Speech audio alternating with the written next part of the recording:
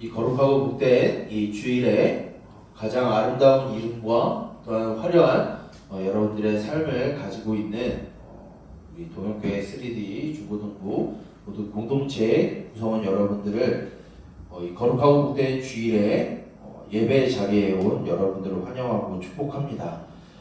여러분들이 일주일의 삶 또한 지난 이제 8월 한 달의 삶이 여러분들이 어떻게 이제 지냈는지 목사님은 다 알 수는 없지만 여러분들이 이 예배 시간을 통하여서 어떻게 보면은 때로는 이 시간에 게임하고 싶고 유튜브 보고 싶은 이 시간이 있지만 그럼에도 불구하고 이 자리에 나온 여러분들 가운데 삶의 진정한 행복을 찾고 기쁨을 찾고 자유함을 찾는 이 예배 시간이 되었으면 좋겠어요. 그래서 저와 여러분들이 어떤 삶의 환경 가운데 있다 할지라도 우리와 함께 하시는 그 주님으로 말미암아 살아가는 저와 여러분 우리 동역교회 모든 3D 중고등부 공동체가 되기를 주님의 이름으로 축복합니다. 여기 있는 사람들뿐만 아니라 지구상의 모든 사람들은 행복할 수 있는 권리가 있다라는 보편적인 원리를 이 지구상에 살아가는 많은 사람들은 서로 공유하고 있습니다. 사람은 행복할 수 있는 권리를 가졌다라고 하는 것을 쉽게 두 글자로 뭐라고 이야기할까요? 인권이라고 이야기를 합니다. 인권은 모든 사람들은 행복할 수 있는 권리를 가졌다라고 말하는 게 이 세상에 하나님을 믿든 믿지 않든 상관없이 이 세상을 살아가는 모든 사람들이 공통되게 갖고 있는 것이 바로 이 인권. 사람은 행복할 권리를 가지고 이 땅에 태어났다라고 말하는 게 인권이에요. 그래서 많은 세상을 보면 인권 침해다 이야기를 하는데 그것은 무엇이냐면 그 사람이 행복할 수 없게 만들었다가 이제 인권 침해라는 거예요. 인권 침해는 나 자신을 주장하는 게 아니라 내가 행복할 수 있는 권리를 보장받는 게 인권입니다. 그런데 이렇게 인권을 가장 중요하게 여기는 이 한국 사회와 이 세상을 잘 보게 되면 행복할 수 있는 권리를 오히려 인권을 말하는 사람들이 더 규제하고 그 사회가 더 옥죄고 있는 것을 볼 수 있어요. 왜 그러냐면 여러분들의 행복에 대한 조건과 자격을 여러분들 이 시대는 논하고 있습니다. 행복하려고 그러면 무엇이 있어야 될까요? 예? 여러분 행복하려면 뭐가 있어야 돼요? 그런데 목사님이 이 질문은 이미 틀린 질문이에요. 왜 그러냐면 여러분들 무엇 때문에 행복할 수 있나요는 이미 자격과 조건이 주어져요. 그것은 무엇이냐면 내가 돈이 있으면 행복하다. 내가 좀 사람들에게 인기가 있으면 행복하다. 내가 좀 머리가 좋고 뛰어난 이제 박학다식한 지식이 있으면 행복하다. 나에게 아주 원만한 평화로운 가정이 있으면 행복하다. 내가 이 세상을 다스릴 권세가 있으면 행복하다라고 말하는 게 오늘날 우리 이 세상을 살아가는 사람들에게 행복의 기준과 조건을 달아요. 그런데 반대로 생각을 해보죠. 만약에 돈이 없으면 그 사람은 불행한 거겠네요. 만약에 그 사람이 굶주리고 있다고 하면 불행한 거겠네요. 만약에 그 사람이 세상을 다스리는 자가 아니라 세상에서 억눌림 받는 사람이라고 하면 불행한 사람이겠네요. 만약에 그 사람이 머리가 안 좋아서 좋은 성적을 받지 못하면 그 사람은 불행한 거겠네요. 오늘 행복할 권리가 있다라고 말하는 이 세상에서 인권을 말하는 이 세상에서 오히려 행복함이 없는 사회를 만드는 게 바로 오늘날 우리가 살아가는 이 세상의 문화이고 가치관이고 정체성입니다. 그런데 우리 주님은 우리 하나님은 말씀을 통하여서 데스노 그것이 행복의 조건이 될 수 없어. 행복은 아예 조건과 자격이 없어 라고 이야기를 하십니다. 오늘 우리가 읽은 이 마태복음 5장 1절부터 12절까지의 말씀을 교회에서는 무엇이라고 말하냐고 하면 팔복이라고 이야기를 해요. 조금 더 우리 현대어로 쉽게 풀면은 8가지 행복 팔복이라고 말할 수 있습니다. 그리고 이것은 팔복을 이야기에 앞서서 오늘 우리가 읽은 이 5장 1절부터 12절까지의 말씀을 더 큰 의미에서 보게 되면 마태복음 5장부터 7장까지의 말씀을 이제 시작하는 그 막을 여는 말씀이 바로 오늘 우리가 읽은 말씀이에요. 그럼 5장부터 7장까지의 말씀은 무슨 말씀이기 때문에 오늘 이 말씀에서 예수님이 팔복 8가지 행복을 말하고 있는 것이지 라고 우리가 생각할 수 있어요. 조금 더 우리가 성경의 폭을 좀 더 넓게 보게 되면 마태복음 5장부터 7장까지의 말씀은 예수님이 유대인들에게 산 위에 올라가서 목사님과 같이, 목사님이 예수님이라는 건 아니지만 산 위에 올라가서 유대인들을 향해서 설교하고 계시는 모습을 설교하는 내용이 바로 5장부터 7장까지의 말씀이에요. 근데 오늘 말씀을 보게 되면 처음에 시작하는 1절과 2절의 말씀을 잘 보게 되면 예수님이 어디에서 누구에게 이 말씀을 시작하고 있죠? 산 위에서 예수님이 유대인들을 향해서 말씀하시기 시작했다라고 말하고 있어요. 누구에게? 무리와 제자들에게만 한 게 아니라 예수님을 따라 병을 고침받았던 그 무리들과 그 예수님과 함께 했었던 제자들이 이 산에서 말씀하시는 예수님 앞에 나오게 돼요. 근데 이 말씀은 이 마태복음에만 기록이 된 게 아니라 우리 복음서에서 누가복음이라고 하는 성경도 있는데 거기에서 6장에서도 예수님이 설교하시는 말씀이 나와요. 그런데 거기에서는 뭐라고 얘기하냐면 평지 설교라고, 평평한 곳에서 설교하셨다라고 해서 평지 설교예요. 그런데 오늘 우리가 읽은 이 마태복음 5장의 말씀은 5장부터 7장까지의 말씀은 좀 다르게 이야기를 해요. 산 위에서 설교하셨다 그래서 산상 설교라고 이야기를 합니다. 그러면 누가복음과 마태복음은 다른 성경일까요? 다른 이야기를 하는 걸까요? 그것이 아니라 동일한 것을 이야기하는데 이 마태복음을 읽고 있는 사람들에게 이 산 위는 특별한 의미가 있어요. 목사님이 2019년도에 직접 이 갈릴리를 간 적이 있어요. 거기 보게 되면은 우리가 생각하는 저 뒤쪽이 남한산성 있죠? 그런 산이 아니에요. 뭐냐면 그냥 조그만 그냥 언덕백이에요. 그 언덕백이고 평평한 언덕백이에요. 목사님이 직접 가봐서 알아요. 가봤는데 여기가 어떻게 산이 될 수 있지? 그렇다고 해서 거기가 또 평지는 아니에요. 왜냐하면 평평한 언덕이기 때문에. 그러면 왜 굳이 마태복음은 산 위에서 했다 그러고 누가복음은 평지에서 했다라고 할까라고 의구심을 가질 수 있어요. 그런데 그것을 알기 위해서는 이 마태복음을 처음 읽었던 사람들이 누구였는지를 알면은 이 내용이 굉장히 의미심장한 것입니다. 마태복음은 누구를 향해서 먼저 썼냐면 물론 모든 성도들을 위해서 썼지만 유대인들을 위해서 썼어요. 유대인들은 어떤 사람일까요? 구약을 너무나 잘 아는 사람이었어요. 그 사람들이 이 예수님이 산 위에서 말씀하셨다라고 하면은 무엇이 가장 먼저 떠오르냐면 이스라엘 백성들이 과거에 이집트에서 노예로 벗어나서 10가지 재앙과 유월절과 홍해를 건너서 광야를 지나고 난 다음에 시내산에서 하나님의 부르심을 받은 모세가 시내산 위에서 하나님께 율법을 받고 내려오면서 이스라엘 백성들에게 하나님의 율법을 설명하는 그 장면을 떠오르게 돼요.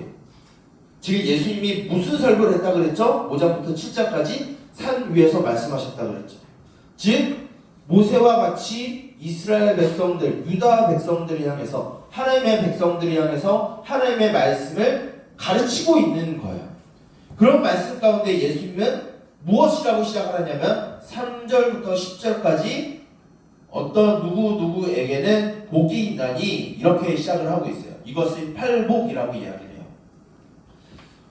목사님은 개인적으로 이 팔복에 대해서 8가지의 복을 한 주 깊숙하게 보고 싶지만 우리가 다른 이제 성경 본문도 봐야 되기 때문에 남은 2024년에도 다른 성경 말씀과 함께 봐야 되기 때문에 그것을 다 다룰 수 없는 것은 참 아쉬워요.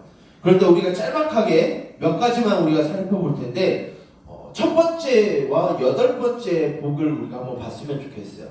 여러분들 마태복음 5장 3절하고 10절의 말씀을 우리 같이 한번 읽어보도록 할게요.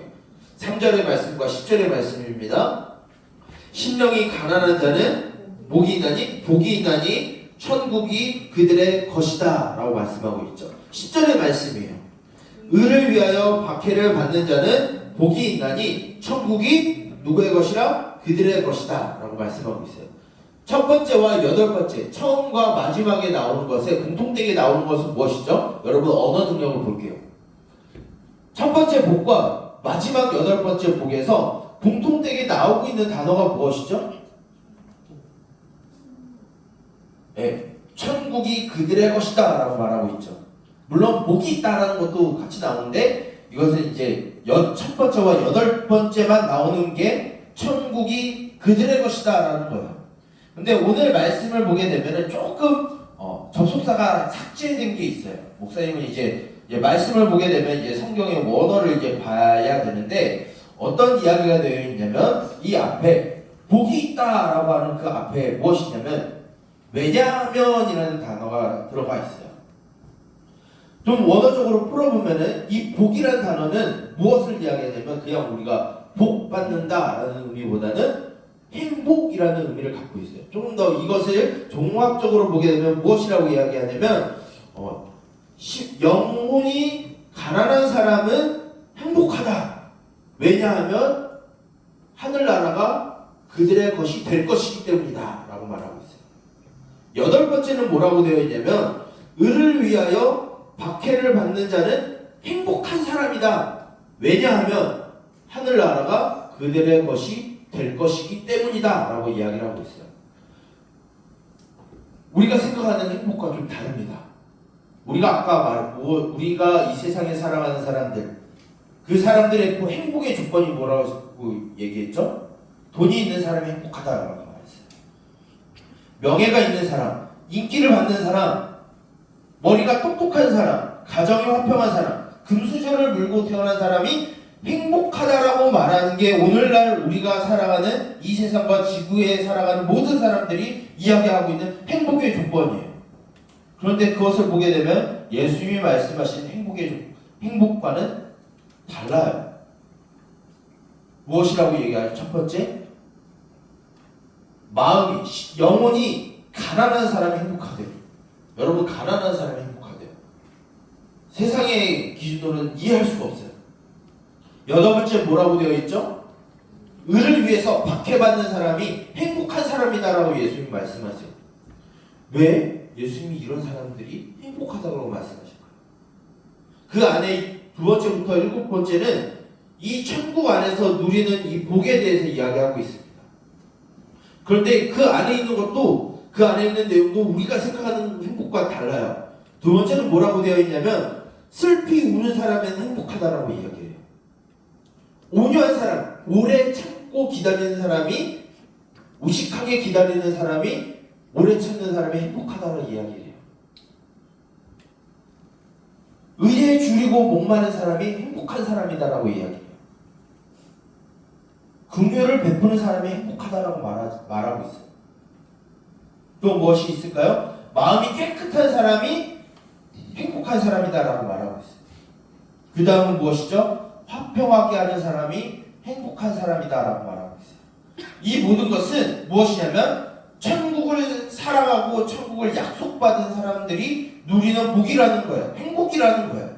그 사람이 복된 사람이다라고 말하고 있어요. 우리가 생각하는 행복의 조건과 달라요. 때로는 우리가 믿음을 갖고 살아갈 때는 세상의 세상과 그냥 다른 게 아니라 세상과 완전 반대로 가는 경우가 있어요. 세상이 말하는 그 행복과 예수님이 말하는 성경이 말하는 그 행복과는 완전 반대가 될 때가 있어요. 왜 그러냐면 그 기준이 분명하게 되어 있어요. 여러분들 한번 오늘은 좀 말씀을 좀 찾아볼게요. 우리 시편 1절부터 3절까지를 한번 우리 찾아서 한번 읽어볼게요. 시편 1편 1절부터 3절까지의 말씀이에요. 오늘 좀 말씀을 좀 찾아볼게요.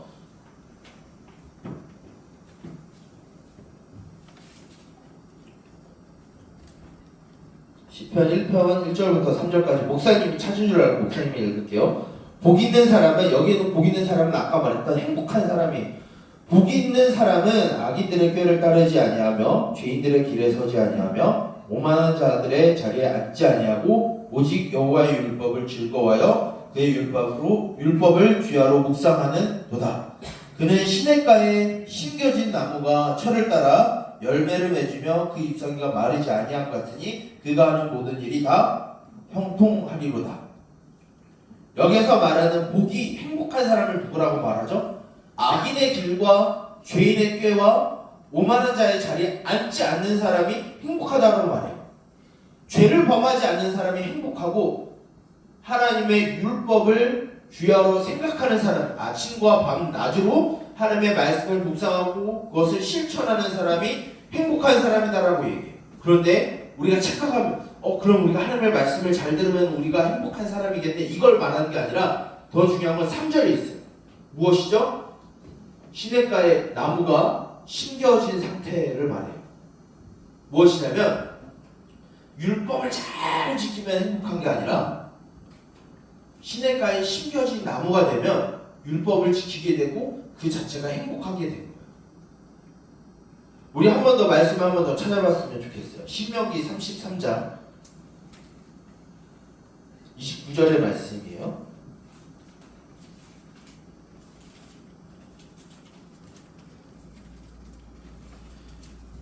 신명기 33장 29절의 말씀, 이것도 여러분들 목사님이 기록할게요. 이스라엘이여, 너는 행복한 사람이로다. 여호와의 구원을 너같이 얻은 백성이 누구냐? 그는 너를 돕는 방패시오 내 영광의 칼이시로다. 내 대적이 내게 복종하리니 내가 그들의 높은 곳을 밟으리로다. 아멘. 여기서 아주 행복한 원인이 바로 나타나고 있어요. 이스라엘아, 여기서 하나님의 백성을 의미해요. 이스라엘아, 너는 뭐한 사람이다? 행복한 사람이다. 왜? 하나님께 구원을 받았기 때문에. 하나님께 구원을 받았다고 하는 건 무엇이냐면 그냥 단순히 힘든 곳에서 탈출했다가 의미가 아니에요. 하나님의 백성이 되었기 때문에 너희는 행복한 사람이다 라고 말하고 있어요. 다시 돌아와서 마태복음의 말씀을 보게 되면 예수님이 이 첫 번째와 여덟 번째 뭐라고 되어 있죠? 뭐뭐 하는 사람은 행복한 사람이다. 왜냐하면 천국이 그들의 것이 될 것이기 때문이다 라고 하고 있어요. 약속의 말씀을 하고 있어요. 우리가 행복한 것은, 우리가 행복한 사람이고 행복할 수 있는 권리를 갖고 있는 것은 우리가 뭔가 대단한 사람이 되어서, 돈이 많은 사람이 되어서, 뭔가 명석한 두뇌를 갖고 뛰어난 이제 성적을 갖고 있어서가 아니에요. 사람들에게 인기를 얻어서 우리가 행복한 사람이 되는 게 아니에요. 우리가 뭔가 세상의 권세를 갖고 부귀 영화를 가지고 명예로운 사람이 되어서 행복한 사람이 되는 게 아니에요. 우리가 행복할 수 있는 것은 무엇이냐면 우리가 하나님 나라의 백성이 되었기 때문에, 하나님의 자녀가 되었기 때문에 그 자체만으로 우리가 행복한 사람이 된 거예요. 좀 고급적인 이제 이야기를 할게요. 여기에서 말할 때, 여기서 복이 있을 때 이 천국의 그들이 것이 될 것이다 라고 말하는 건 무엇을 이야기하냐면 문법적으로 수동형이 많이 나와요. 그리고 영어에 나오지 않는데 중간태라는 이제 이야기가 나와요. 그것은 무엇이냐면 능동적인 게 아니에요. 나의 노력과 나의 수고와 나의 힘을 다해서 내가 애를 써서 받는 행복이 아니라는 거예요. 하나님으로부터 저쪽으로 우리에게 내려오는 거라는 것을 말하고 있어요. 우리가 천국이 우리들의 것이 될 수 있는 건 우리의 어떤 수고와 노력이 되어서가 아니라 하나님이 우리에게 주셨기 때문에 우리가 행복할 수 있는 거예요. 하나님이 우리에게 기쁨을 허락하여 주셨기 때문에 우리가 행복할 수 있는 거예요. 우리가 하나님의 백성으로 하나님이 삼아 주셨기 때문에 우리가 행복할 수 있는 거예요. 그런데 오늘 말씀을 보게 되면 이 하나님의 백성으로 살아갈 때 마냥 기쁜 일이 있지 않다라고 말해요. 믿음을 지키고 그 하나님의 길을 따라가게 되면은 힘든 일이 따라온다라고 말해요. 욕하고 조롱하고 비방하는 일이 생긴다라고 말해요. 자, 예를 들어볼게요. 여러분들이 밥 먹는 시간에, 밥 먹는 이제 학교에서 급식을 목사님도 급식을 받았어요. 급식을 먹고 있는데 여러분들 거기에서 기도하면 무슨 일이 벌어질까요?